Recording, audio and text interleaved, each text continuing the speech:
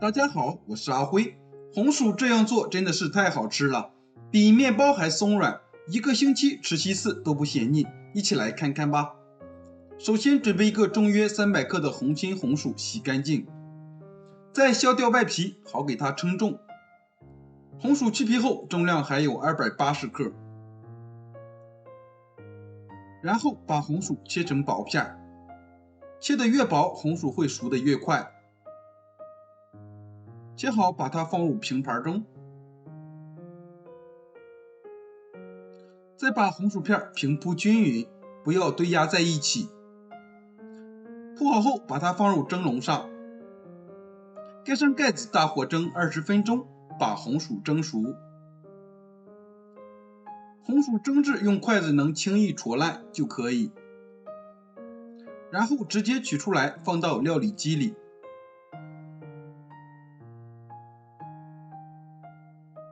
再往里面加一点清水，能够让料理机工作的水量就可以了。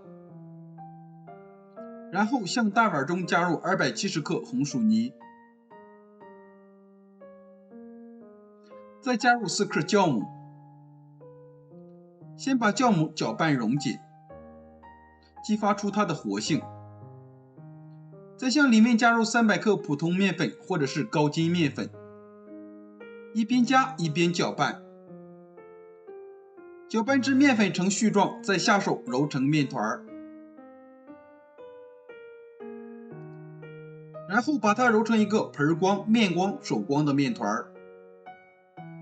面团揉好后，盖上保鲜膜，放到温暖的地方发酵至2倍大。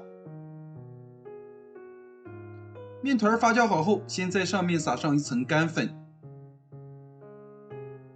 面团发酵好的状态是这样的，手指按压洞口不回缩。接下来先在案板上撒上一层干面粉防粘，再取出面团给它揉面排气。面团排好气后，再把底部给它捏严实。捏好之后撒点干面粉，把它翻过来，然后尽可能的把它整理成一个四方形。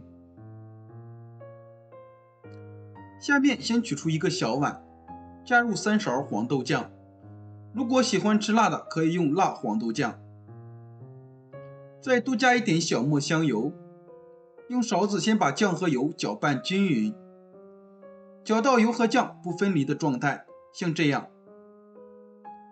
然后我们取出擀面杖，开始擀面团，把面团尽可能擀成一个薄一点的大方形面片，像这样厚度约0.5毫米左右的大面片。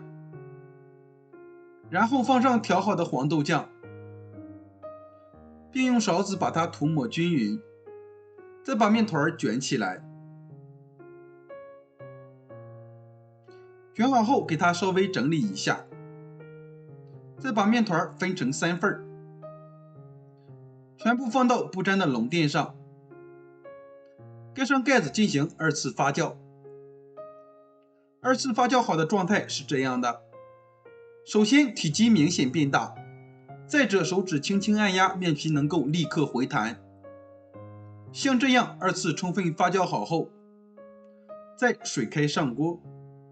如果没有2次发酵好，千万不要着急蒸，不然容易把酵母烫死，蒸出来不暄软。